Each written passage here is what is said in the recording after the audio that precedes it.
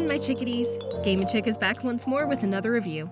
Before we get started, I would like to give a big thank you to the folks over at Square-Enix for providing me with the game to make this review possible. So awesome! So with that out of the way, let's get this journey started!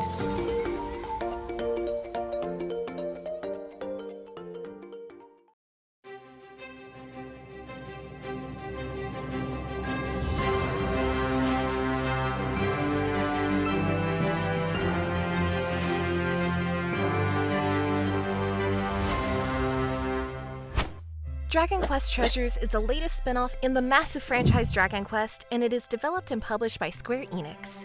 With Square-Enix bombarding everyone and their mamas with game after game this year, Square-Enix decided, here's one for the road to end 2022. But was it worth releasing it in 2022 alongside other hit titles? Or is this one that should have been left to cook just a little bit longer? Only one way to find out, so let's go! Story. Eric and his sister Mia live on a Viking longship, dreaming of the day they can explore the world in search of grand treasure. One night, they encounter a pair of otherworldly creatures, Porcus and Persila, and are whisked away to a mysterious place known as Draconia, a legendary land full of treasures just waiting to be discovered.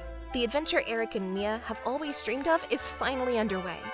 Gameplay. Dragon Quest returns to our consoles once more to bring us yet another spin-off title in this long-running franchise.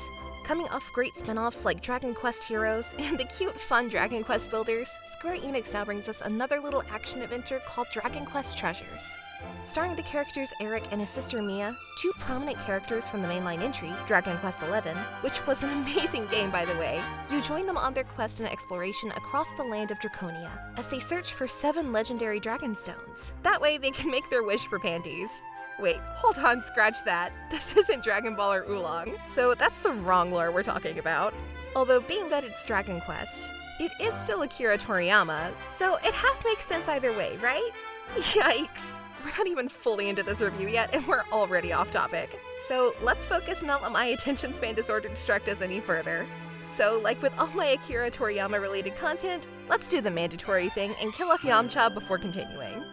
Okay, 1, 2, 3, and...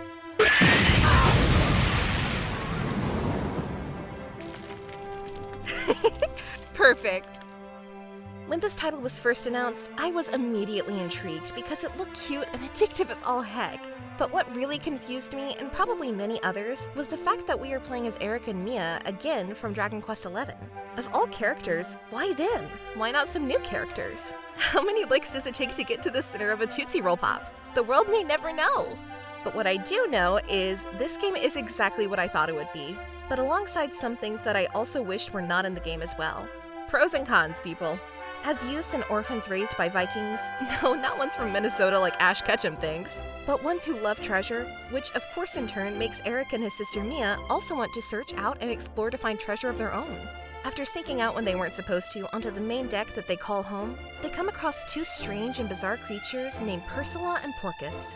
Right away they knew PETA weren't going to like this, and knew they didn't have social media to get a trend hashtag going for free Persila and free Porcus, so they did the next thing that made sense. They let them free. Thankfully, it wasn't in the way that Stan and Kyle freed their whale friend. Otherwise they'd end up dead on the moon. But again, we're off topic. As their voyage sails on via their mini-boat, they come across 2 magical daggers that lie dormant on a mysterious island that they happen to come upon. Sadly for Gilligan, Skipper, a millionaire and his wife, a movie star and a professor, and Marianne, it wasn't their island, so they did not get rescued at this time. Once Mia and Eric approach the daggers, the world starts shifting with magic, and the crew is now transported to a brand new world, a world named Draconia.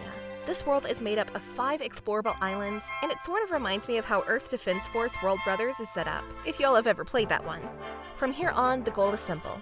Explore, traverse, and find all the treasure you can find, such as materials, new monster friends to tame to join you in your adventure, and enter a full search for the previously mentioned dragon stones. Simple enough, right? Sort of. While that plot may seem straightforward with youths eager for an adventure, and eventually might lead to something on a grander stage, well, not so much. Don't feel bad though. Just because you got bamboozled does not mean that you're a blockhead like Steve from Minecraft. I'm sorry, Steve. I didn't mean it, I swear. Instead, the story overall acts as... Steve! What the heck? I said I was sorry! Look what you did, again! Why is it always during Christmas season, you jerk? Cut the camera. Cut it!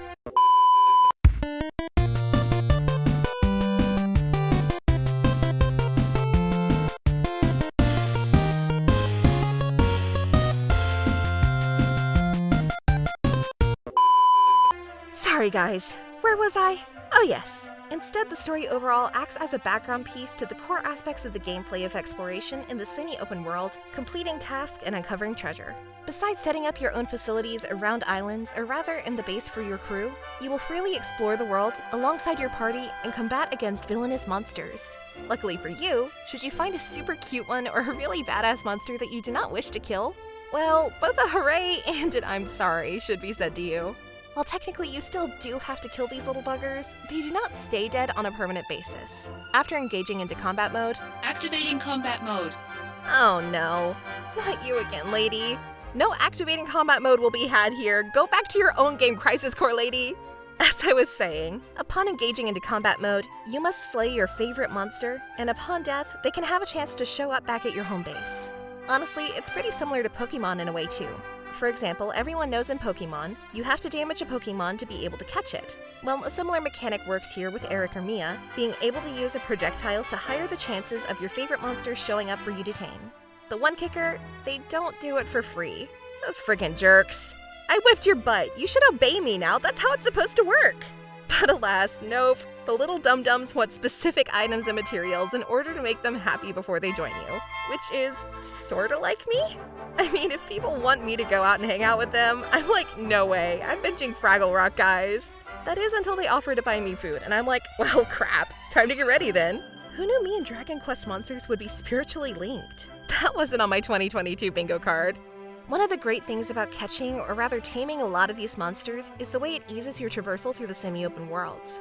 They're pretty vast and open, and it can sometimes feel like it takes forever to cross them. But luckily, there are specific monsters that will be nicer than most and let you ride them for a faster and more reliant form of transportation, and even at times, fly you to a desired section of the map, should you find one capable of that ability. This makes strategizing a monster's unique abilities in the field mandatory, alongside keeping them leveled up to a respectable degree for higher efficiency. So what about the core gameplay, not just exploration? Well, I'm glad you asked. I didn't. Because using character and monster abilities as you search for treasure will be vital to your overall success. For instance, combining your eyesight ability of Mia and Eric alongside with the monster transmitting their sight with you, it will make it easier to find, locate, and obtain desired loot should your monster's view and eyesight actually end up good. Which, plot twist, not all of them have great eyesight, and it just makes me think of them as Mr. Magoo. Now that's a reference you didn't expect to hear, did ya?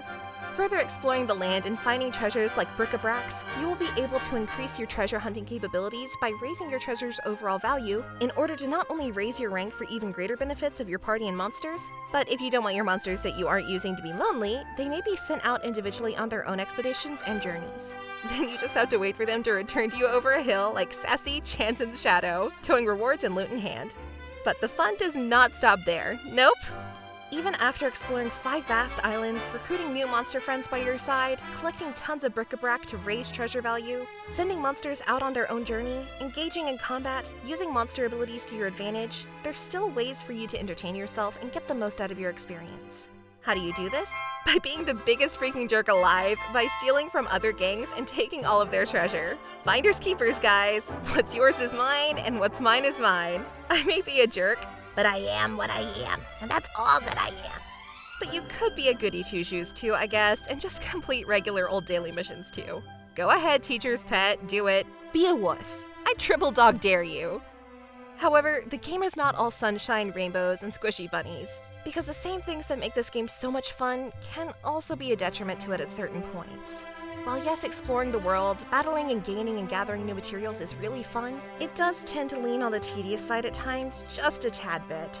Having your monster fight for you in a very passive way or using dagger for the 100th time tends to get tiresome or even cumbersome should you not mix up your chores every now and then with daily missions or monster recruiting. Sticking to combat for long periods is a very bad idea. Even though combat-wise you have pellets, dagger, and special abilities like wild sides to use, it still remains a tad bit underwhelming due to combat not being that robust with a ton of abilities to cycle between to give it more oomph for variety. Having a bulk of gameplay being combat related, you would have think we would have gotten at least some sort of skill tree, even if it's not dozens of moves. I felt it still would have been beneficial to have a larger array of combat abilities to use to make up for the tedium that you will no doubt shake your head at. The shortcomings are especially felt when taking part in dungeons, whose main purpose is to have you fight and use combat to get around in. It doesn't feel as refined and fleshed out as the game's other mechanics and world, and that to me is pretty disheartening. Makes you want to poke at it with a stick and be like, come on, do something! I know, perhaps I'm being a tad bit harsh considering this is just a spin-off title and it's more aimed towards a casual audience, but hey, it's my party and I'll cry if I want to. Luckily, I didn't let it get to me too much, and instead either went back to grinding out levels for my monsters, finding better loot, or interacting with base vendors after completing specific missions, which in turn grant you access to a brand new workshop that allows you to craft items such as pellets for monster taming, item shops, and even your own cafeteria to cook some super good food. Way better than the slop we got from the big angry lady with prison tattoos on her face from when I went to school, that's for sure. Lastly, even with being Scrooge McDuck and hoarding the in-game currency, that's embarrassingly high in abundance. There is also an online mode, but due to my internet service going up and down as of late, I couldn't stay online long enough to participate, so for that I apologize. Overall, at the end of the day, I thoroughly enjoyed Dragon Quest Treasures for what it is. The charm and feel of Dragon Quest and its series is well and present, and it's a great casual game that you can pick up and play with ease.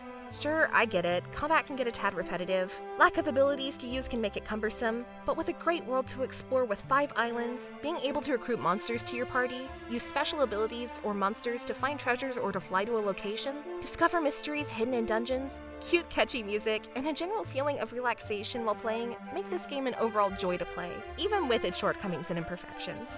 So with all that having been said, my verdict is clear. GameNChick says bye now.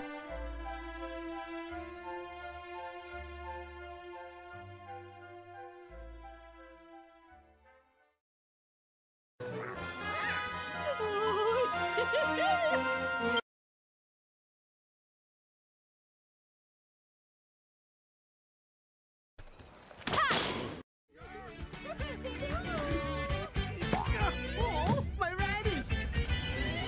Get your cares away, worries for another day. Let the music play. Down at Fraggle Rock, down at Fraggle Rock. Down at Fraggle Rock.